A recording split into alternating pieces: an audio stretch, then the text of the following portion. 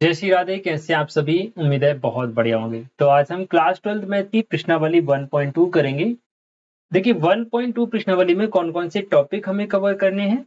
फलन, फलन और इसके प्रकार, फलन एवं प्रकार, फलन और इसके प्रकार से रिलेटेड ही क्वेश्चन आपको इस प्रश्नावली में देखने को मिलेंगे। तो इसका बेसिक कंसेप्ट समझना बेहद जरूरी है। अगर आप बेसिक कंसेप्ट समझ के चलते हैं तो आपको इस चैप्टर में कोई दिक्कत नहीं आने वाली। ठीक है, तो स्टार्टिंग के समथिंग 15 से 20 मिनट जो रहेंगे वो बेसिक कंसेप्ट के ऊपर रहेंगे। तो वहां पर आपको पूरा ध्यान अपना वीडियो में लगाना है। ठीक है, चलिए सबसे पहले हम बात करते हैं कि जो फलन है इसकी शुरुआत कहाँ से हुई। जैसे कि 11th क्लास में हमने सबसे पहला चैप्टर पढ़ा समुच्चय। तो समुच्चय जो चैप्टर है, जब मैंने 11th में पढ़ाया था तब भी बताया हुआ था कि समुच्चय जो चैप्टर है वो रूट है 11th मैथ की और 12th मैथ की। रूट यानी कि जड़। तो समुच्चय से काफी सारी चीजों की उत्पत्ति हुई भाई। क्या क्या उत्पत्ति हुई? देखिए समुच्चय से हमने पढ़ा बेटा उप समुच्चय, समुच्चय से हमने क्या पढ़ा था? उप समुच्चय। और समुच्चय से हमने समुच्चय का कार्तीय गुणन भी पढ़ा। जैसे मान लो कोई समुच्चय ए है तो ए का हम ए में ही क्रॉस मल्टीप्लाई कर दें तो इसको कार्तीय गुणन पढ़ते हैं। ठीक है, इन कार्तीय गुणन में से जो उपसमुच्चय बनाए जाते हैं उन उपसमुच्चयों में से कुछ को हम विशेष कंडीशन दे देते हैं, फिर उनको हम संबंध नाम दे देते हैं। तो उपसमुच्चय से क्या बना बेटा? संबंध बना। अब संबंध में भी कुछ विशेष कंडीशन हम अप्लाई कर दें तो फिर वहां से शुरुआत होती है किसकी? फलन की। ठीक है, अब फलन हम पढ़ लेंगे तो फिर हम फलन के प्रकार पढ़ेंगे जो कि बहुत आसान है। हो सकता है नाम पढ़ने में आपको थोड़ा सा जो है लग रहे हो अजीब टाइप के कि अंतरछेपी एक है कि बहु है कि आच्छादी क्या है, बट एक बार अगर आपने ढंग से समझ लिया तो आपको आगे चल के दिक्कत नहीं आएगी। फिर आपको कहीं भटकने की भी जरूरत नहीं पड़ेगी बच्चों। ठीक है, बात करते हैं कि संबंध क्या होता है। देखो समुच्चय उपसमुच्चय आप सभी जानते हैं। मैं संबंध से शुरुआत करता हूं एक बार कि संबंध क्या होता है, फिर हम फलन पर आएंगे। ठीक है, तो संबंध क्या होता है देखना बेटा। किसी आरिक्त समुच्चय, आरिक्त समुच्चय का मतलब जो रिक्त ना हो, रिक्त माने खाली ना हो, ऐसा समुच्चय जिसके अंदर कुछ ना कुछ अवयव हो। तो किसी आरिक्त समुच्चय ए से, किसी आरिक्त समुच्चय ए से आरिक्त समुच्चय बी में संबंध कार्तीय गुणन ए क्रॉस बी का एक उपसमुच्चय होता है। यह उपसमुच्चय ए क्रॉस बी के क्रमित युग्मों के प्रथम और द्वितीय घटकों के मध्य एक संबंध स्थापित करने से प्राप्त होता है। इसी को हम संबंध कहते हैं। जैसे मान लो मैं आपको उदाहरण के माध्यम से समझाऊं तो सारी चीजें आपको स्पष्ट हो जाएंगी। ठीक है ना बेटा, उदाहरण हमें दिया गया है कि मान लीजिए ए बराबर 1 2 3 4 5 6 है। तो आर दिया गया है आपको। आर में क्या है? आर मतलब संबंध। संबंध में एक क्रमित युग्म दिया गया है जिसमें आपको एक्स वाई के रूप में अवयवों को लिखना है। कैसे लिखना है कि y जो है x प्लस 1 के बराबर है। y का मान x से एक अधिक है। तो देखना बेटा, सबसे पहले आप एक लिखो, ए लिखो। ए में आपको क्या दिया है? 1 2 3 4 5 एंड 6। अब यहाँ पे आपको ए क्रॉस ए अपने मन में लेके चलना है, क्योंकि हम उसको अगर बनाएंगे तो काफी ज्यादा टाइम लग जाएगा। मैं थोड़ा सा समझाने के लिए आपको बना दूं कि भाई ए क्रॉस ए क्या होगा बेटा। ए क्रॉस ए का मतलब होगा इसका इसी में गुणा करना, मतलब 1 के साथ 1 आएगा, 1 के साथ 2 आएगा, 1 के साथ 3 आएगा, 1 के साथ 4 आएगा, 1 के साथ 5 आएगा एंड 1 के साथ 6 भी आएगा। फिर 2 के साथ 1 आएगा, 2 के साथ 2 आएगा, ऐसे सारे 2 के साथ भी आएंगे और लास्ट में जाके सबसे लास्ट में 6 के साथ में क्या आएगा? 6 आएगा। तो ऐसे करके कार्तीय गुणन बन जाता है। हालांकि इसकी जरूरत हमें नहीं पड़ती, ये हमें मन में लेके चलना पड़ता है कि हाँ भाई ऐसा होता है। बात समझ गए? अब जो हम संबंध बनाएंगे आर, वो इस कार्तीय गुणन का एक उपसमुच्चय होगा। यानी इनमें से ही कुछ अवयव जो कि दी गई कंडीशन को फॉलो करेंगे उनको हम संबंध आर में रख देंगे। जैसे अब देखो बेटा, आर में आपसे क्या बोल रहा है? आपसे बोल रहा है कि y का मान x से एक ज्यादा होना चाहिए। अब देखो, जैसे अगर आप x का मान एक रख रहे हो तो y का मान कितना आएगा? 2, यानी 1,2 हम यहाँ पे रख सकते हैं। 1,2 इसमें हम ले सकते हैं r के अंदर। इस r के अंदर हम 1,1 नहीं ले सकते क्योंकि x का मान भी 1 है और y का मान भी क्या है? 1। ठीक है भाई, चलो एक चीज क्लियर। अब आगे बढ़ते हैं। 1,2 आ गया, और क्या रख सकते हो भाई आप? 2,3 रख सकते हो। x की जगह अगर 2 रखोगे तो y की जगह क्या आएगा? 3 आएगा। ठीक है बेटा, एंड x की जगह 3 रखोगे तो y की जगह 4 आएगा, x की जगह 4 रखोगे y की जगह 5 आएगा, x की जगह 5 रखोगे y की जगह 6 आएगा। लेकिन आप x की जगह 6 नहीं रख सकते हो, भले ही यहाँ पर आपको 6 भी दिया है फिर भी नहीं रख सकते। क्यों नहीं रख सकते? क्योंकि 6 रखने पर y का मान 7 आएगा और x और y के जो भी मान होते हैं वो दिए गए समुच्चय के मान होने चाहिए। तो 7 हमें समुच्चय में कहीं भी नहीं दिया गया, इसलिए ये वाला हमारा पेयर फेल हो जाता है। तो यहां तक के सारे अवयव संबंध में आ जाते हैं। तो ये जो है ना बेटा, ये संबंध बन गया आपका। क्या बन गया? संबंध। अब संबंध में ये जो पहला मान है इसको हम प्रथम घटक बोलते हैं, जो दूसरा वाला मान है इसको द्वितीय घटक बोलते हैं। ये जो कोष्टक के अंदर दोनों लिखे हैं ना 1,2, इसको ही हम बोलते हैं क्रमित युग्म। क्या बोलते हैं बेटा? क्रमित युग्म। अब संबंध में 3 चीजें होती हैं। क्या होती है बेटा? प्रांत, सहप्रांत और परिसर। ये 3 चीजें संबंध में भी रहती हैं, ये तीनों चीजें फलन में भी रहती हैं। और इन तीनों चीजों को जिसने अच्छे से समझ लिया उसको संबंध एवं फलन चैप्टर में कहीं से कहीं तक कोई दिक्कत नहीं आएगी। तो इसके लिए हम एक इसका डायग्राम बना के चलते हैं ताकि आपको चीजें स्पष्ट हो जाएं। देखो भाई, एक डायग्राम हमने बनाया समुच्चय ए का, एक और डायग्राम हमने बना लिया जिसमें भी हमने समुच्चय ए लिया। क्योंकि हमने जो उदाहरण लिया था ना वो किस पर परिभाषित था? समुच्चय ए पर। तो ए क्रॉस ए निकालना पड़ेगा हमें, इसलिए हमने 2 ए के समुच्चय ले लिए। इसमें हमारे पास क्या है? 1 है, 2 है, 3 है, 4 है, 5 है एंड 6 है। इसमें भी क्या है? 1 2 3 4 5 एंड 6। ठीक है भाई, ए से ए में एक संबंध परिभाषित है जिसको हम आर कहते हैं। आर की जो परिभाषा दी गई है वो इस प्रकार से है कि भाई y का मान, y का जो, एक मिनट, y का जो मान होगा, मैं यहाँ नीचे लिख देता हूँ उसको, y का मान x से 1 ज्यादा होगा। बात समझ रहे हो? जैसे हमने x का मान क्या रखा? 1 रखा। तो देखना बेटा, एक चीज और यहाँ पे आप समझेंगे, जो ये वाला जो गोला हमने सर्किल बनाया है इसमें जो अवयव लिखे हैं इनमें से ही आपका प्रांत बनता है। अभी डिसाइड नहीं है कि ये सभी अवयव जो 1 से लेके 6 तक लिखे हैं वो प्रांत होंगे, लेकिन इनमें से ही प्रांत बनेंगे। ठीक है, 3 चीजें हमको पढ़नी है। कौन कौन सी? प्रांत, सह प्रांत एंड परिसर। ध्यान से समझिएगा बच्चों, बहुत इंपॉर्टेंट चीज है ये, है ना। तो देखो, प्रांत क्या होगा अभी मैं आपको बताऊंगा। सबसे पहले समझो सह प्रांत। तो समुच्चय ए वाला जो है ना, इस तरह वाला, इसमें जितने भी अवयव लिखे हैं उन्हीं को हम बोलते हैं सह प्रांत, यानी उन सभी अवयवों के समुच्चय को सह प्रांत बोला जाएगा। अब हम चलते हैं y बराबर x प्लस 1 की तरफ कि भाई x का मान 1 रखोगे तो y का मान कितना आएगा? 2। यानी 1 का कनेक्शन किससे हो रहा है बेटा? 2 से हो रहा है। अगर 2 रखोगे तो 2 का कनेक्शन किससे हो रहा है? 3 से। अगर 3 रखोगे तो कितना आएगा y का मान?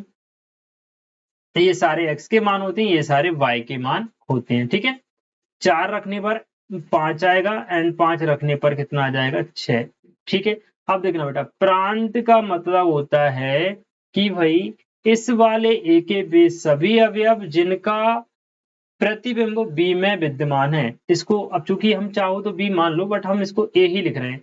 तो इसमें जो अवयव हैं वो अवयव कहलाएंगे, और इनका जिससे कनेक्शन है तो ये क्या कहलाते हैं? इनके प्रतिबिंब कहलाते हैं। प्रतिबिंब कहलाते हैं। जैसे अभी मैंने आर बनाया था यहाँ पर, तो 1,2, 2,3, 3,4, 4,5, 5,6 लिखा। तो इसका मतलब हो गया कि 1 का प्रतिबिंब 2 है, 2 का प्रतिबिंब 3 है, 3 का प्रतिबिंब 4, 4 का प्रतिबिंब 5, 5 का प्रतिबिंब 6।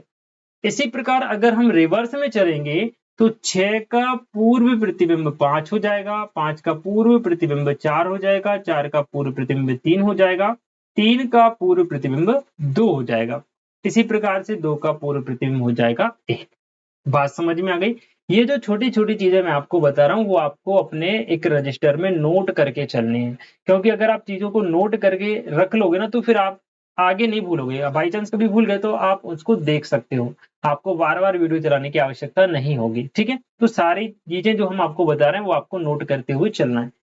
बात समझ गए? तो हमने समझा कि भाई प्रतिबिंब और पूर्व प्रतिबिंब का क्या अर्थ होता है। ठीक है, चलिए आगे बढ़ते हैं। तो प्रांत का मतलब होता है ए के इस वाले समुच्चय के वे सभी अवयव जिनका प्रतिबिंब दूसरे वाले समुच्चय में विद्यमान है।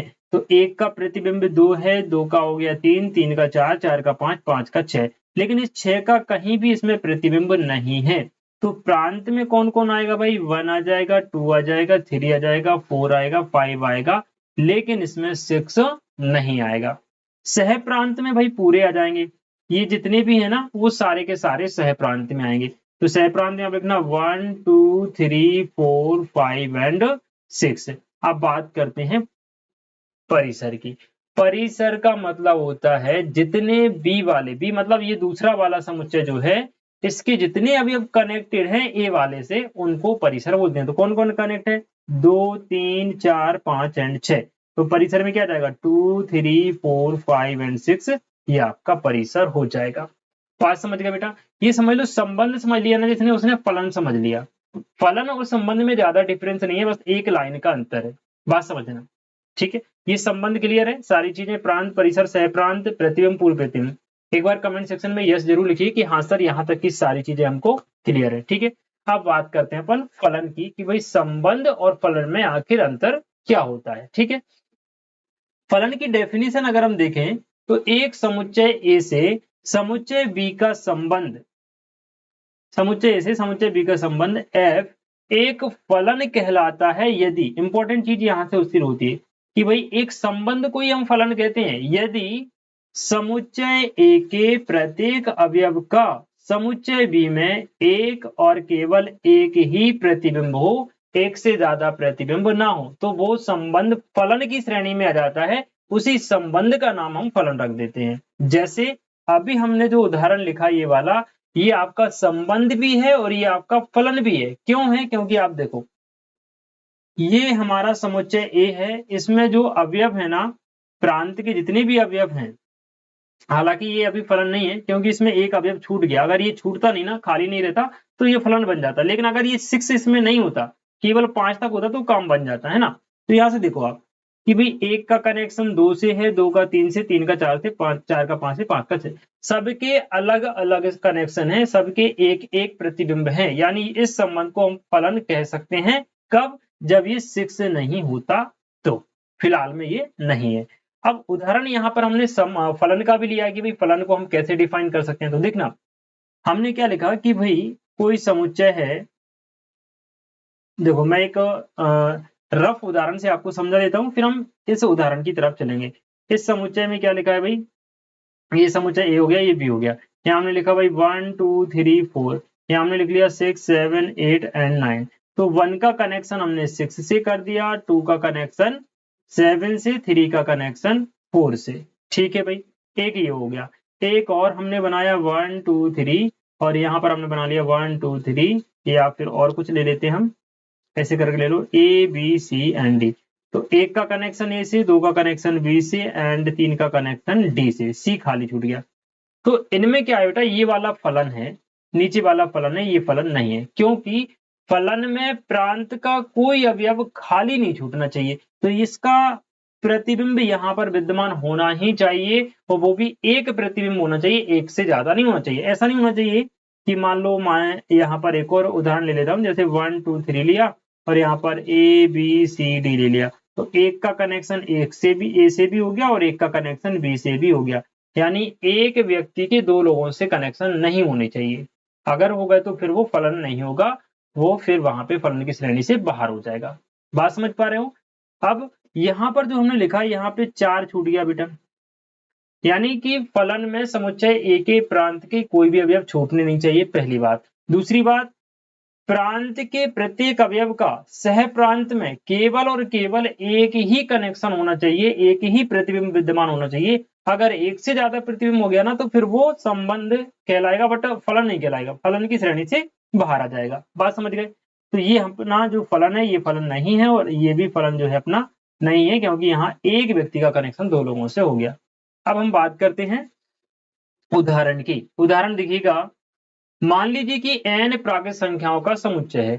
n क्या है बेटा? प्राकृत संख्याओं का समुच्चय है। अब प्राकृत संख्याएं आप जानते हैं क्या होती हैं? 1 2 3 4 से लेके ये अनंत तक प्राकृत संख्या होती है। ठीक है भाई।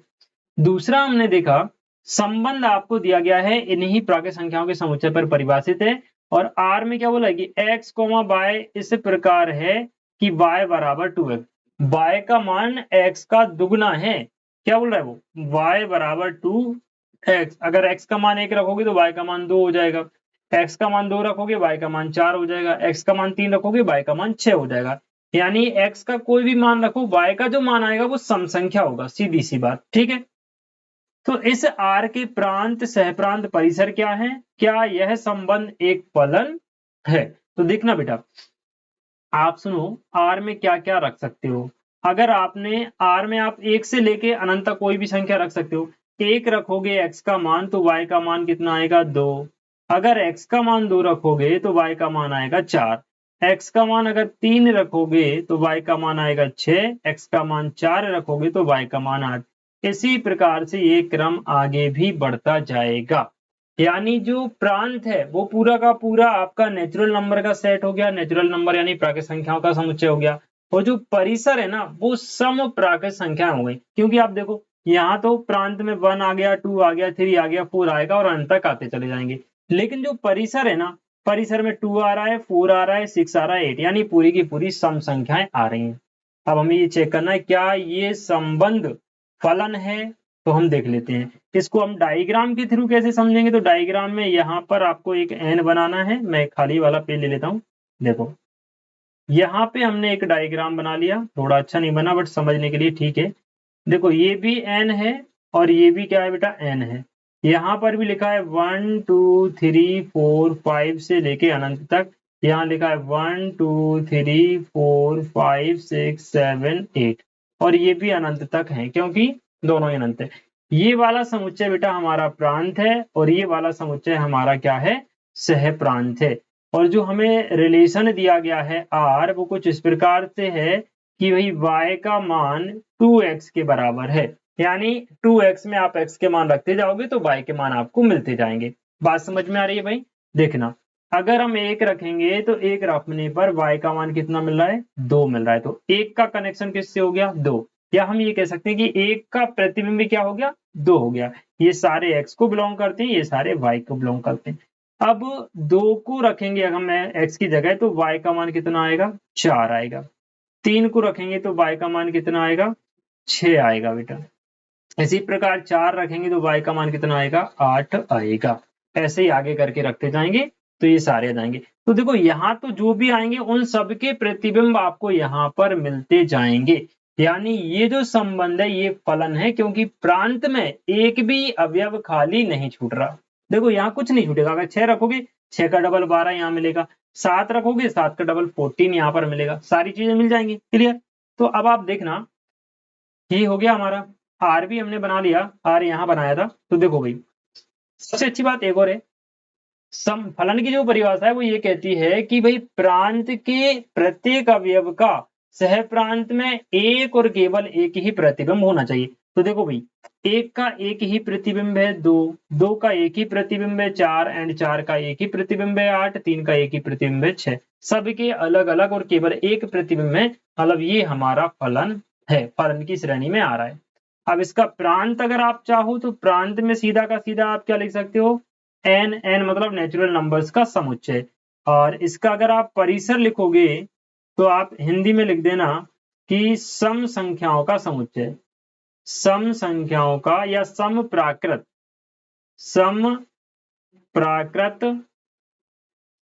संख्याओं का समुच्चय, ये इसका परिसर हो जाएगा, है ना भाई। और अगर आप इसका सहप्रांत लिखना चाहो तो सहप्रांत इसका पूरा का पूरा एन हो जाएगा बच्चों। आई होप मेरी बात यहाँ तक आपको समझ में आ गई होगी। फलन और संबंध का जो बेसिक कंसेप्ट है वो आपके दिमाग में अब धीरे धीरे अपनी जगह बनाने लगा होगा। एक बार कमेंट करके जरूर बताइए कि हाँ सर यहाँ तक थोड़ा बहुत हल्का फुल्का या पूरा पूरा हमें समझ में आ गया। आगे की कहानी हम बढ़ाते हैं और चलते हैं फलन के प्रकारों की तरफ। फलन के प्रकार बेहद आसान है, एक ही बार में आपके पूरे समझ में आ जाएंगे। थोड़ा सा पेशेंस और रखिएगा, उसके बाद डायरेक्टली हम क्वेश्चन पर चल रहे हैं, ठीक है। तो चलिए अब हम देख लेते हैं फलन के प्रकार। 4 प्रकार बच्चों हम यहाँ पर पढ़ेंगे, एकेकी फलन, आच्छादी फलन, बहुएकी फलन और अंतरक्षेपी फलन। केवल आप एक फलन पढ़ लो, बाकी 3 ऑटोमेटिक क्लियर हो जाएंगे, इतने आसान है। लग रहा होगा कि भाई 4 प्रकार एक को पढ़ने से कैसे कवर हो जाएंगे, थोड़ा सा समझिए, आपको मजा आने लगेगा इस चैप्टर में। यहाँ पर मैं डायरेक्टली आपको डायग्राम के माध्यम से समझाना चाहता हूँ ताकि आपको किसी प्रकार का कोई डाउट ना रहे। भाई मैंने यहाँ पर दो समुच्चय ले लिए, एक समुच्चय का नाम ए हो गया और एक समुच्चय का नाम बी हो गया। समुच्चय ए में मैं कुछ अवयव लिख देता हूँ, जैसे कि मान लो 1 लिख दिया, 2 लिख दिया, 3 लिख दिया, 4 लिख दिया एंड 5। और समुच्चय बी में मैंने लिख दिया भाई ए बी सी डी ई। ठीक है, यहां पर मैंने लिखा भाई समुच्चय ए और समुच्चय बी। यहां पर मैंने लिख दिया भाई 1 2 3 4 एंड 5। ठीक है भाई, और यहां पर मैंने लिख दिया A B C and D. बात समझिएगा ध्यान से। अब मैं क्या कर रहा हूं भाई, एक को कनेक्ट कर रहा हूं मैं ए से, एक का कनेक्शन ए से कर दिया, 2 का कनेक्शन मैंने बी से कर दिया एंड 3 का कनेक्शन सी से, 4 का कनेक्शन डी से और 5 का कनेक्शन मैंने किससे कर दिया, इससे कर दिया। ठीक है भाई, यहां पर देखिए आप, इस एक का कनेक्शन मैंने ए से कर दिया, इस 2 का कनेक्शन भी मैंने किससे कर दिया, ए से ही कर दिया, और 3 का कनेक्शन कर दिया बी से, 4 का कनेक्शन कर दिया सी से एंड 5 का कनेक्शन कर दिया डी से। बात समझ में आ गई? अब सुनना बेटा, इन दोनों डायग्राम में आपको क्या डिफरेंस दिख रहा है।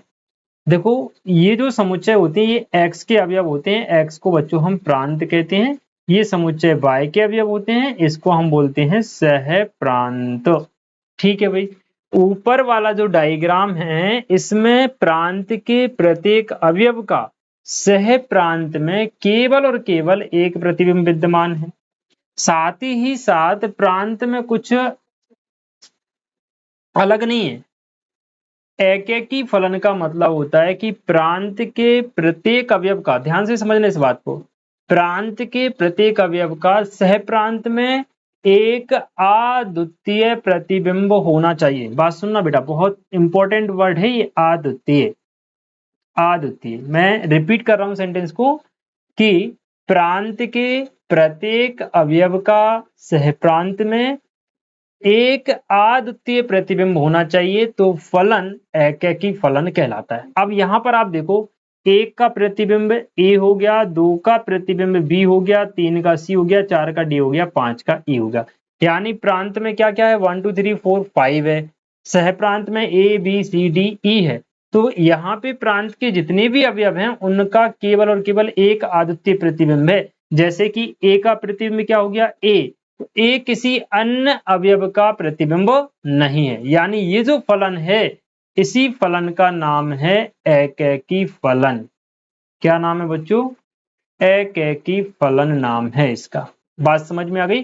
प्रांत के प्रत्येक अवयव का अद्वितीय प्रतिबिंब जिस फलन में होता है उसको एकैकी फलन कहते हैं। बात समझे? दूसरा देखो आप, यहाँ पर 1 का कनेक्शन ए से है, 2 का भी ए से है, 3 का बी से, 4 का सी से और 5 का डी से। मैंने क्या कहा कि प्रांत के प्रत्येक अवयव का अद्वितीय, मतलब जैसे कि भाई मैं हूं, ये मैं हूं और ये मेरा दोस्त है, यहां पर मेरी बाइक रखी हुई है, तो इस बाइक का हकदार केवल मैं हूं, मेरा दोस्त इसको टच नहीं कर सकता। तो इस फलन को हम एकैकी भी कहते हैं, इसी फलन को एकैकी कहते हैं। लेकिन भाई इसी बाइक से मैं अपना काम चला रहा हूं और इसी बाइक से मेरा दोस्त भी काम चला रहा है, इसी बाइक से मैं भी स्कूल जा रहा हूं और इसी बाइक से मेरा दोस्त भी स्कूल जा रहा है।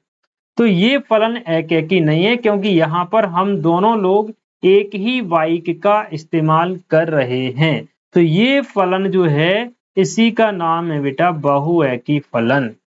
बहुएकी माने 2 या 2 से ज्यादा अवयवों का एक ही प्रतिबिंब हो। जैसे कि यहाँ पर 1 का और 2 का एक ही प्रतिबिंब है जिसका नाम है ए, यानी मेरा और मेरे दोस्त की एक ही बाइक है। बात समझ गए? तो इसको हम फिर बहुएकी बोलते हैं, एकैकी नहीं बोलते, क्या बोलते हैं, बहुएकी बोलते हैं। बात समझ में आ गई भाई? चलो बहुत बढ़िया। अब मैं कुछ और उदाहरण, जैसे कि अभी मैंने लिखा 1 2 3 4 5, यहाँ मैंने लिख दिया ए बी सी डी ई और एफ भी लिख दिया। यहाँ मैंने लिखा 1 2 3 4 5, यहाँ मैंने लिखा A B C D E and F. थोड़ा सा मैं वापस यहाँ पर भी चलता हूँ। चलो ये तो हो ही गया अपने। यहाँ देखना, तो भाई मैं क्या कर रहा हूँ, एक का कनेक्शन किया मैंने ए से, दो का कनेक्शन कर दिया बी से, इसका इससे कर दिया, इसका इससे कर दिया और इसका इससे कर दिया। ठीक है भाई, चल ये कर दिया। और यहाँ पे मैंने क्या किया, इसका कनेक्शन कर दिया इससे, इसका इससे हो गया, इसका इससे हो गया, एंड 4 का भी मैंने सी से कनेक्शन कर दिया। एंड चलो ऐसा करता हूँ, इसका इससे कर दिया और 5 का इससे। ठीक है भाई, ये डायग्राम मैंने बना दिया।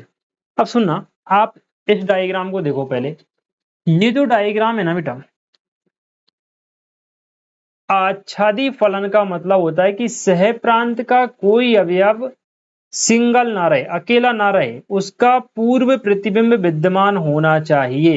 यानी सह प्रांत में अगर कोई भी अवयव खाली नहीं है, अकेला नहीं है, अकेला नहीं मतलब उसका कहीं ना कहीं संबंध बना हुआ है प्रांत में, तो वो आपका आच्छादी होगा, अन्यथा वो आच्छादी नहीं होगा। जैसे यहाँ देखो, सह प्रांत में अपने पास क्या क्या है, ए है, बी है, सी है, डी है और ई है। इन सभी के कनेक्शन प्रांत में किसी ना किसी अवयव से हैं। यानी ये वाला जो फलन है वो आच्छादी फलन है। ये एकैकी फलन भी हो जाएगा और आच्छादी फलन भी हो जाएगा। सम्मिलित रूप से इसी को हम बोलते हैं एकैकी आच्छादी फलन। बात समझ में आ रही है? तो ये फलन एकैकी फलन भी है और आच्छादी फलन भी है। बात समझ में आ गई? ठीक है। अब ये जो फलन है ना बेटा, इसमें देखो, इसमें भी सह प्रांत का कुछ खाली नहीं है। ए के भी दो कनेक्शन है, बी का भी कनेक्शन है, सी का भी कनेक्शन है और डी का भी यहाँ पर कनेक्शन है। यानी कोई भी अवयव यहाँ भी नहीं छूटा। तो ये जो फलन है ये भी क्या है, आच्छादी है। आच्छादी होने के साथ साथ क्या ये एकैकी है? तो एकैकी नहीं है, क्योंकि यहाँ पे दो लोगों का एक ही व्यक्ति से कनेक्शन है। तो ये बहुएकी है प्लस आच्छादी। तो इस वाले फलन को हम बहुएकी आच्छादी फलन कहेंगे। बात समझ में आ गई? अब आगे बढ़िएगा। यहाँ पे देखो, ये जो फलन आप देख रहे हैं इसमें सह प्रांत में एफ विचारा अकेला है। इसका कोई भी पूर्व प्रतिबिंब यहाँ पे नहीं है, प्रांत में विद्यमान नहीं है। तो ये आपका आच्छादी फलन नहीं होगा। ये आच्छादी फलन नहीं होगा। ये एकैकी तो है, क्योंकि प्रांत के प्रत्येक अवयव का सह प्रांत में एक एक सिंगल सिंगल अद्वितीय प्रतिबिंब है। एकैकी तो हो गया, लेकिन आच्छादी नहीं है। क्यों नहीं है? क्योंकि प्रांत सह प्रांत के एक अवयव बेचारा अकेला है, उसका कोई भी साथी यहाँ पर नहीं है। बात समझ गए? अगला देखो, इसमें देखो, ये आपका बहुएकी है, बहुएकी प्लस आच्छादी, बहुएकी प्लस आच्छादी। ये क्यों है?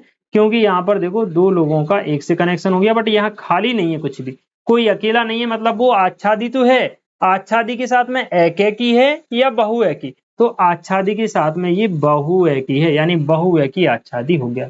अब मान लीजिए कि भाई यहाँ पर एक अवयव ई होता और उसका कोई प्रतिबिंब नहीं होता। ऐसी कंडीशन में ये क्या हो जाता, देखना बेटा। ऐसी कंडीशन में ये आपका अंतरछेपी हो जाता बेटा। क्या हो जाता? अंतरछेपी हो जाता। अंतरछेपी, अंतरछेपी का मतलब होता है सह प्रांत में किसी अवयव का या एक से ज्यादा अवयवों का खाली छूट जाना। जैसे कि ई यहाँ पर सिंगल रह गया, इसका यहाँ पे कोई कनेक्शन नहीं है, तो ये वाला फलन अंतरछेपी कहलाएगा। अंतरछेपी के साथ साथ में अब आपको ये देखना है कि ये बहुएकी अंतरछेपी है या एकैकी अंतरछेपी है। तो हम देख पा रहे हैं यहाँ पे दो लोगों का एक ही व्यक्ति से कनेक्शन जुड़ रहा है, 4 और 5 का एक ही प्रतिबिंब डी है, इसलिए ये बहुएकी अंतरछेपी है। ये वाला जो आप देख रहे हैं ये एकैकी है बट आच्छादी नहीं है, ये एकैकी अंतरछेपी है। ये क्या है? एकैकी अंतरछेपी है। अंतरछेपी क्यों बोल रहे हैं? क्योंकि यहाँ पर एफ बेचारा खाली छूट गया। एकैकी क्यों बोल रहे हैं? क्योंकि एक का कनेक्शन एक से ही है, एक से ज्यादा नहीं है। आई होप मेरी बात आप समझ चुके होंगे कि भाई फलन और इसके प्रकार क्या हैं। एक बार कमेंट सेक्शन में जरूर लिखिए, कहीं कोई डाउट लगे वीडियो को आप फिर से देख सकते हैं। मैं एक और उदाहरण यहाँ पर लिख देता हूँ, 1 2 3। ए बी सी, ये बना दिया मैंने, ये बना दिया और ये बना दिया। आपको कमेंट सेक्शन में बताना है कि भाई कौन सा है ना। एक मैंने लिखा 1 2 3, मैंने लिख दिया A B C and D, मैंने ये बना दिया, ये बना दिया और ये बना दिया। आपको बताना है भाई ये कौन सा है। एक और मैंने बना दिया भाई 1 2 3, और यहाँ मैंने बना दिया ए बी एंड सी, तो ये हो गया, ये हो गया एंड ये हो गया। ठीक है भाई, ये आपको बताना है। और एक मैंने बना दिया 1 2 3, और एक मैंने बना दिया ए, तो 1 का कनेक्शन भी ऐसे कर दिया, 2 का भी ऐसे कर दिया और 3 का भी किससे कर दिया, ऐसे कर दिया। बात समझ रहे हो। तो ये वाला देखो बेटा, ये एकैकी है प्लस आच्छादी है, ये कौन सा हो जाएगा, एकैकी प्लस आच्छादी। आच्छादी क्यों है, क्योंकि यहाँ पर कोई भी खाली नहीं है। एकैकी क्यों है, क्योंकि एक का एक ही प्रतिबिंब बन रहा है। ठीक है, दूसरा वाला देखो, एक का एक ही प्रतिबिंब है लेकिन एक खाली छूट गया, तो ये एकैकी है प्लस अंतरछेपी है, आच्छादी नहीं है। आच्छादी ना होके क्या हो जाएगा, ये अंतरछेपी हो जाएगा। इसको देखो बेटा, ये एकैकी नहीं है क्योंकि दो लोगों का एक ही कनेक्शन है ना, तो ये कौन हो जाएगा, बहुएकी हो जाएगा। अब बहुएकी के साथ में ये आच्छादी है क्या, बिल्कुल नहीं है, क्योंकि यहाँ पे ये खाली छूट गया, तो बहुएकी प्लस क्या हो जाएगा, ये अंतरछेपी हो जाएगा। ये वाला देखो बहुएकी है और यहाँ पे एक ए है और वो कनेक्टेड है, खाली नहीं है, तो ये हो जाएगा आपका बहुएकी प्लस आच्छादी। बात समझ में आ गई बेटा। ये पूरा बेसिक कंसेप्ट जो था वो मैंने आपके दिमाग के अंदर डाल दिया है, और मुझे पूरी उम्मीद है कि अब आपको कहीं से कहीं तक कोई दिक्कत नहीं होगी। फिर भी कोई डाउट लगे तो आप मुझसे दोबारा कमेंट करके पूछ सकते हैं बच्चों। वीडियो कैसी लगी मुझे कमेंट सेक्शन में जरूर बताना है। अब मैं आपको इसका एक प्रश्न भी करवा देता हूँ, बाकी प्रश्न फिर हम अगली वीडियो में आपके लिए लेके आएंगे, ताकि वीडियो बहुत ज्यादा लंबी ना हो, नहीं तो आप बोर हो जाएंगे, और एकदम से अगर मैं पूरा पढ़ा दूंगा तो फिर आपके दिमाग के ऊपर से भी चला जाएगा। तो ये बेसिक तो हमने समझ लिया। अब एक दो क्वेश्चन भी इसके कर लेते हैं ताकि आपको समझ में आ जाए कि भाई हम कैसे क्वेश्चंस को करते हैं। अच्छा, डायग्राम के माध्यम से तो हमने समझ लिया। अब मैं आपको एकैकी फलन को हम मैथमेटिकली कैसे लिखेंगे वो भी समझ लो। देखना बेटा, मैं एक और उदाहरण बता रहा हूं। जैसे मैंने लिखा ए बी एंड सी, यहां लिख दिया 1 2 एंड 3, या मैं ऐसे लिखता हूं कि भाई यहाँ पर लिखा है 1 2 3 4, यहाँ लिखा है 1 2 3 4। ठीक है भाई, एक फलन आपको परिभाषित है एफ एक्स द्वारा, एफ एक्स का मान है एक्स प्लस 1। एफ एक्स को ही बच्चों हम y बोलते हैं, चाहे आप y लिख लो चाहे एफ एक्स लिख दो, दोनों का ही मतलब एक ही होता है। ठीक है, अब देखना, अगर हम x की जगह 1 रखेंगे तो y का मान कितना आएगा, 2 आएगा, यानी इस 1 का कनेक्शन 2 से बन गया। 2 रखेंगे तो 2 का कनेक्शन 3 से बन गया, 3 रखेंगे 3 का कनेक्शन 4 से बन गया। ठीक है, यहां से मैं ये 4 गायब कर दे रहा हूं, क्योंकि अगर हम यहाँ 4 लिखेंगे तो फिर 4 का यहाँ कोई कनेक्शन है नहीं, तो फिर ये फलन ही नहीं बनेगा, क्योंकि फलन के लिए यहाँ कुछ भी नहीं होना चाहिए, तो ये हटा दिया मैं। ठीक, अब सुनना, यहाँ पे, यार चलो डिलीट हो गया, मैं दोबारा से बना देता हूँ। मैंने लिखा 1 2 3, यहाँ भी लिखा 1 2 3 4। 1 का कनेक्शन 2 से बनाया, 2 का हो गया 3 से, एंड 3 का हो गया 4 से। रिलेशन हमने क्या बनाया था फलन में, कि फलन जो एफ एक्स है वो एक्स प्लस 1 के बराबर है। ठीक है भाई, समझ गए हम इतनी बात। अब मैं आपको क्या समझाना चाह रहा हूँ कि भाई ये जो है ना बेटा, ये किसके मान है, ये x1 हो गया, ये x2 हो गया, और ये x3 हो गया। ये जो मान है इनको हम y1 y2 y3 या y4 कहेंगे, या इसी चीज को हम ऐसे बोलते हैं कि भाई fx1 fx2 fx3, और इसी चीज को हम बोलेंगे fx4। मैंने क्या बोला कि भाई y या fx का मतलब एक ही होता है, तो y1 का मतलब क्या हो जाएगा fx1, y2 का मतलब क्या हो जाएगा fx2। तो देखना बेटा, एकैकी फलन की कंडीशन होती है एकैकी की, कि भाई यदि fx1 का मान fx2 के बराबर आ जाए तो फिर x1 और x2 भी आपस में बराबर होने चाहिए, अन्यथा वो एकैकी फलन नहीं होगा। ये बात समझो जरा। जैसे कि यहां पर हमने लिखा y का मान x प्लस 1 है, ठीक है, x1 का मान आप क्या रखोगे, 1 रखोगे, तो fx1 का मान कितना आ रहा है, 2 आ रहा है। तो भाई आप समझो x1 बराबर fx2, fx1 बराबर fx2 कब होंगे, जब आप x1 का मान x2 के बराबर रखोगे ना, तभी तो ये दोनों बराबर आएंगे। जैसे आपने इस यहाँ पर एक रखा ना x1 का मान, x1 का मान 1 रखा, तब fx1 का मान कितना आएगा, 2। जब आप x2 का मान भी 1 ही रखोगे, तब जाके fx2 का मान भी कितना आएगा, 2 आएगा। यानी x1 और x2 अगर बराबर हैं, तभी जाके fx1 और fx2 बराबर होंगे। और एक के लिए हम क्या प्रूव करेंगे, हम मान लेंगे कि fx1 और fx2 बराबर हैं, उनको बराबर करके अगर x1 x2 बराबर, ये चीज हम मानेंगे बेटा। क्या मानेंगे, ये चीज, ये मान के सॉल्व करने पर अगर ये चीज प्राप्त हो गई, तो हम जानेंगे कि एक ही फलन है, अन्यथा वो बहुएकी फलन होगा, एक नहीं होगा। अब मैं सीधा ले चलता हूं आपको उदाहरण की तरफ, ताकि आपको थोड़ा सा इंटरेस्ट आ जाए पढ़ाई में कि भाई हाँ ये चीजें रियल में कैसे होती हैं, नहीं तो आपका दिमाग अभी खराब हो जाए। बात समझ पा रहे हो मेरी, ठीक है। सुनो भाई, पहला क्वेश्चन हम देखते हैं प्रश्नावली 1.2 का। तो देखो भाई, इस प्रश्न में 2 क्वेश्चन पूछे गए हैं। सिद्ध कीजिए कि एफ एक्स बराबर 1/x, एफ एक्स को आपको क्या दिया, एफ एक्स बराबर 1/x द्वारा परिभाषित फलन एफ सदिश R star to R star. देखो ये जो लिखा है ना आर स्टार, इसका मतलब होता है शून्य एकतर संख्या, यानी शून्य से बड़ी संख्या है। तो इसकी जगह आप क्या लिख सकते हो, 1 2 3 4 5, बड़ी जितनी भी सब संख्या होती हैं वो आ जाएंगी। 1 और 2 के बीच में जो 1.2 1.3 है, वो भी आप इसमें रख सकते हो, ठीक है। तो आर स्टार का मतलब समझ में आ गया, यानी पहला समुच्चय भी आर स्टार है और दूसरा समुच्चय भी क्या है, आर स्टार है। एकेकी तथा आच्छादी है, हमें ये सिद्ध करना है ये एकेकी भी है और आच्छादी भी है। तो देखना बेटा कैसे आप इसको प्रूव करोगे, मैं दिखाता हूं आपको, देखना। सबसे पहले लिखिए आप, फलन आपको दिया गया है कि एफ एक्स बराबर 1/x, ठीक है भाई।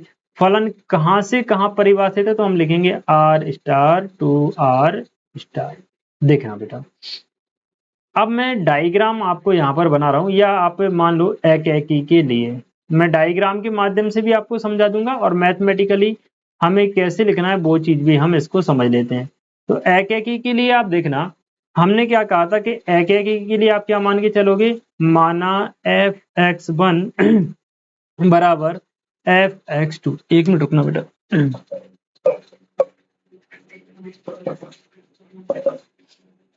1 मिनट। देखो एफ एक्स वन बराबर एफ एक्स टू हमने मान लिया भाई। अब अगर आप x1 का मान कुछ भी रख दो, आर स्टार मतलब 1 2 3 4 5 में से कुछ भी रख दो, 5 की मतलब अनंत तक कुछ भी रख सकते हो। तो भाई हमने माना, देखो एफ एक्स वन बराबर एफ एक्स टू माना, तो एफ एक्स का मान कितना है बेटा, एफ एक्स का मान कितना है, 1/x है। तो आप मुझे बताइए एफ एक्स वन का मान कितना हो जाएगा, एफ एक्स वन का मान हो जाएगा 1/x1, और एफ एक्स टू का मान कितना हो जाएगा, 1/x2 हो जाएगा। बात समझ में आ रही है सर, बिल्कुल आ रही है। आगे देखिएगा कैसे हम करेंगे इसको सॉल्व।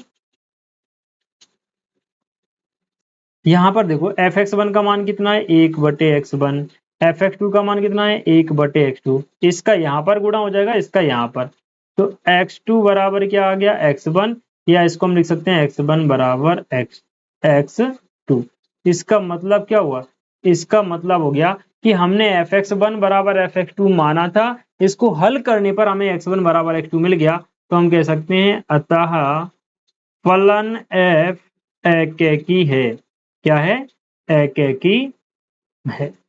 बात समझ में आ रही है बेटा, ये तो मैथमेटिकली हमने लिख दिया। अभी डायग्राम के माध्यम से ही मैं आपको समझाऊंगा कि आप इसको कैसे कर सकते हो, ठीक है भाई। थोड़ा सा मैं पानी पी लूं फिर चलते हैं आगे अपन।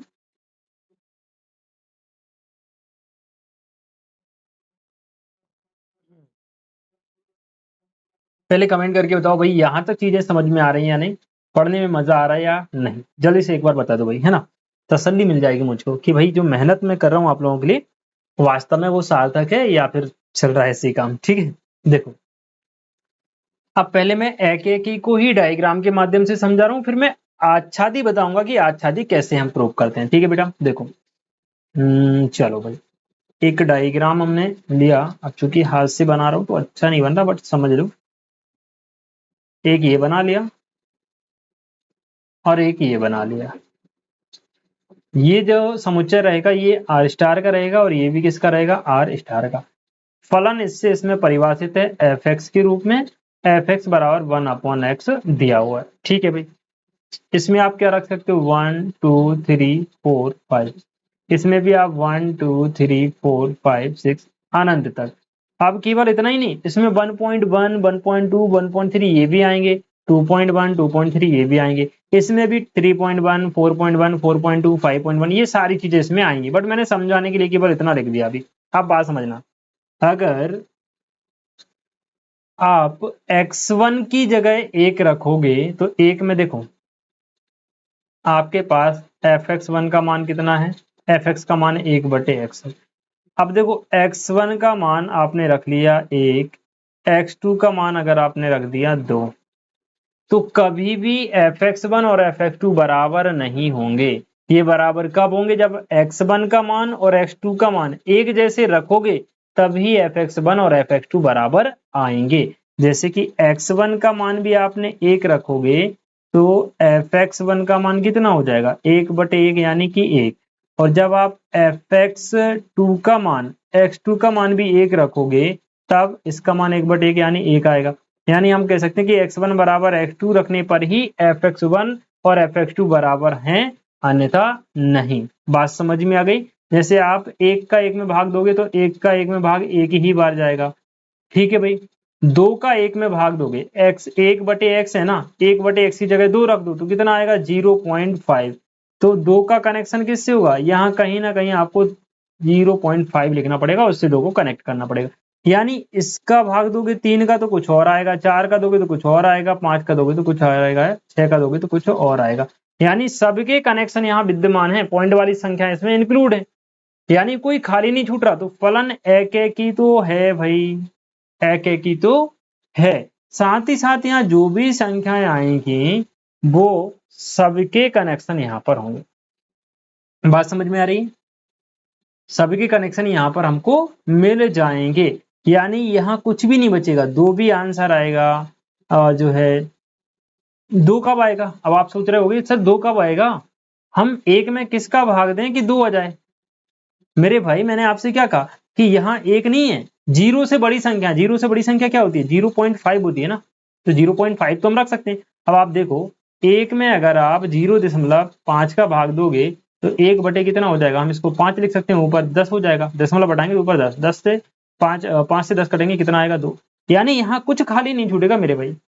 आप ये मत समझो कि भाई 3 कैसे, 3 का कनेक्शन किससे होगा मेरे भाई, 1 में हम किसका भाग दें कि 3 आ जाए, तो कोई ना कोई तो दशमलव वाली संख्या होगी कि जिसका 3 गुना 1 होगा।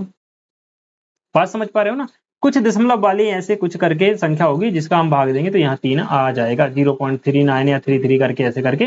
तो कुछ ना कुछ संख्या यहाँ पर विद्यमान है कि भाई इनका कनेक्शन यहाँ पर विद्यमान है, यानी कि यहाँ के भी सारे अवयव कनेक्टेड हैं और यहाँ के भी सारे कनेक्टेड हैं, कहीं कोई खाली नहीं छूट रहा। मतलब ये खाली नहीं छूट रहा तो एक ही हो गया, ये खाली नहीं छूट रहा और इसका अलग अलग कनेक्शन मिल रहा है तो ये एक ही हो गया, तो यहाँ खाली नहीं छूट रहा तो ये आच्छादी हो गया। ये डायग्राम बनाना जरूरी नहीं है इस प्रश्न के लिए, इस प्रश्न के लिए आप ऐसे करेंगे, डायग्राम बना देंगे तो ज्यादा बढ़िया रहेगा। अब आच्छादी के लिए आप लिखोगे क्या, डायग्राम तो समझ गए, आच्छादी के लिए आप क्या लिखोगे बेटा, देखना आच्छादी के लिए लिखना आप एफ एक्स बराबर आपको दिया गया है 1/x, एफ एक्स की जगह आप y लिखिए, y बराबर 1/x लिखिए, x बराबर आप क्या लिखेंगे 1/y। अब 1 में आप y का मान दोगे तो वो किसको बिलोंग करेगा, दिए गए समुच्चय r स्टार में से ही कुछ ना कुछ मान मिलेगा। यहाँ देखिए जरा दिमाग ज्यादा नहीं लगाना, आपको कंफ्यूज नहीं होना है, जहाँ पे देखना, देखो भाई देखो देखो देखो देखो, वो बोला कि ये सारे जो मान है ना ये किसके मान है y, ये सारे मान कितने हैं x के। तो आप 1 में किसी भी संख्या का भाग दोगे तो जो भी संख्या आएगी वो आपको इस वाले समुच्चय में मिल जाएगी। यही चीज हमने लिखी है कि x बराबर 1/y जो है वो किसको बिलोंग करेगा, दिए गए समुच्चय r स्टार में, उसका मान कहीं ना कहीं मिल जाएगा। ठीक है, तो अतः हम कह सकते हैं अतः फलन आच्छादी है, फलन आच्छादी है। बात समझ गए। अब इसमें हम एक चीज और कर सकते हैं, हिंदी में अगर आप लिखना चाहो तो मैं अथवा करके लिख देता हूं, आप लिखना चूंकि सह प्रांत के प्रत्येक अवयव का पूर्व प्रतिबिंब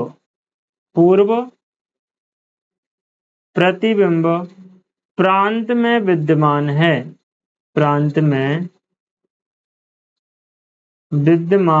है, अतः फलन आच्छादी है। बात समझ गए? तो एक है कि आच्छादी दोनों क्लियर हो गए। एक बार यस लिखिए कमेंट सेक्शन में। अब प्रश्न में हम आगे बढ़ते हैं। अभी प्रश्न कंप्लीट नहीं हुआ। एक ही प्रश्न में 2 क्वेश्चन आपसे किए गए। एक यहाँ तक तो प्रूफ हो गया कि भाई एकेकी है और आच्छादी भी है। आगे बोल रहा है कि जहां आर स्टार जो है सभी ऋणात्तर वास्तविक संख्याओं का समुच्चय। यहाँ तक का प्रश्न कंप्लीट हो गया। अब यदि प्रांत आर स्टार को एन से बदल दें जबकि सह प्रांत पूर्वत आर स्टार ही रहे तो क्या यह परिणाम सत्य होगा? मतलब तब भी क्या आर स्टार का जो प्रांत है ना, इस वाले आर स्टार की जगह हम केवल एन के अवयव रखें और इसको ऐसे की ऐसे रहने दें, तो ऐसा करने पर क्या ये एकेकी आच्छादी दोनों ही होगा क्या? ये आपसे पूछ रहा है। तो देख लेते हैं भाई, इतना ज्यादा दिमाग कौन लगाएगा, हम देख लेते हैं। ठीक है भाई, देखो उसने कहा कि भाई जो पहला आपका समुच्चय है उसमें आप आर स्टार ना रख के शून्यतर संख्या ना रख के एन रख दो। दूसरा जो समुच्चय है इसमें आप शून्यतर संख्याएं आर स्टार ही रखो। फलन की जो परिभाषा जैसी थी वैसी ही रहेगी। तब भी क्या ये फलन एकेकी आच्छादी दोनों ही होगा या नहीं होगा, ये आपसे पूछ रहा है। तो इसमें अब आप क्या रखोगे? 1 रखोगे, 2 रखोगे, 3 रखोगे, 4 और अनंत तक। अब इसमें 1.1 2.1 ये कुछ नहीं आएगा। इसमें आप 1 रखोगे, 1.1 भी रखोगे, 1.2 भी रखोगे, 2 रखोगे, 3 रखोगे, 4 रखोगे, 5, यानी सारी संख्या रख सकते हैं जो 0 से बड़ी है।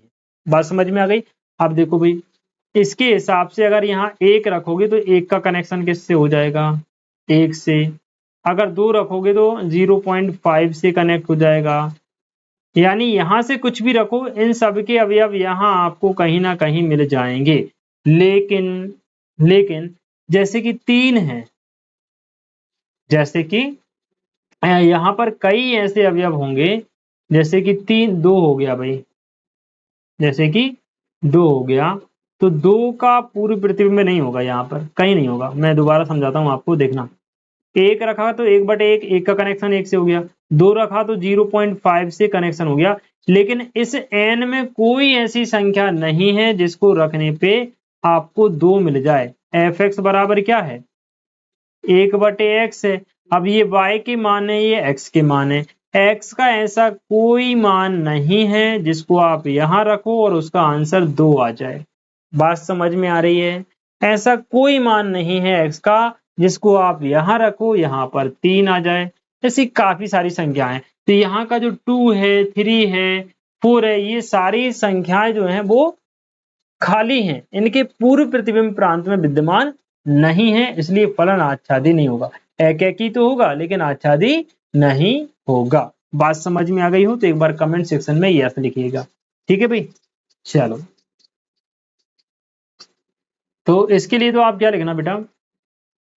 fx1 बराबर fx2 माना। ये किसके लिए हम कर रहे हैं? एकेकी के लिए। हेडिंग डाल दी। तो यहां से वही चीज हो जाएगी भाई कि fx1 का मान क्या हो जाएगा? 1/x1 बराबर 1/x2। यहाँ से x1 बराबर क्या आ जाएगा? x2 हो जाएगा। अतः फलन क्या हो जाएगा? एकेकी है। अतः f एकेकी है। ठीक। सह प्रांत में आप क्या लिखोगे उसको समझो। आप लिखना, सॉरी, आच्छादी में आप क्या लिखोगे उसको समझो। आच्छादी में आप लिखना सह प्रांत के सह प्रांत के एक से बड़े अवयवों के पूर्व प्रतिबिंब